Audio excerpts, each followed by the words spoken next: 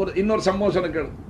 பெருமானார் ஜும்மா குத்துபா கொடுக்குறான், ஜும்மாவுடைய குத்துபா கொடுத்து கொண்டே இருக்கிறான்.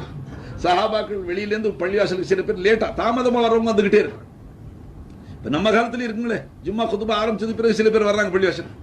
அப்படி வந்த சிலர் உட்காராமல், இடத்தை தேடி உட்காராம எங்க இடம் பார்த்துக்கிட்டே இருக்கிறாங்க, எங்க உட்காரலாம் எங்க உட்காரலாம்.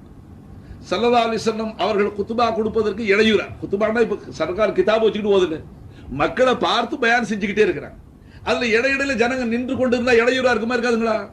அதனால நபி அவர்கள் மெம்பர்ல இருந்து உத்தரவு போட்டா உட்கார்ந்துருங்கன்னு சொன்னாங்க. உட்காருங்கள் என்று சொன்னால் அந்த உத்தரவு யாரை கட்டுப்படுத்தும்? பள்ளிவாசலுக்குள் பிரவேசித்து உட்காராமல் நின்று கொண்டிருந்தவர்களை தான் கட்டுப்படுத்தும், இல்லைங்களா?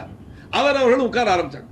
இந்த நபி அவர்களுடைய இந்த உத்தரவு வரும் பொழுது, உட்காருங்கிற உத்தரவு வரும்போது, ஒரு சஹாபி உள்ள ஒரு கால் வச்சிருக்கிறார், வெளியில ஒரு கால் வச்சிருக்கார். வலது கால பள்ளிவாசலுக்குள்ள வச்சிருக்கிறார், முதல்ல ஒரு கால் வெளியில, அங்கே உட்கார்ந்துட்டார். அப்ப மற்ற சில சஹாபாக்கள் சொன்னாங்க, உள்ளே வந்து உட்காராதவர்களுக்கு தான் இந்த உத்தரவு கட்டுப்படுத்தும், உங்களை அது கட்டுப்படுத்தாது, உள்ளே வாங்கன்னு சொன்னாங்க. நீங்க சொல்றது எனக்கு யோசிக்கிறது நேரம் இல்லை.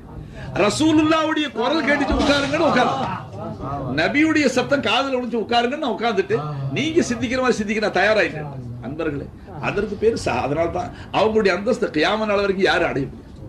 சஹாபாக்களுடைய அந்த அந்தஸ்து கியாம நாள் வரைக்கும் வரக்கூடிய அவுலியாக்கள், குத்துமார்கள், கௌசுமார்கள் யாரும் அடைய முடியாது.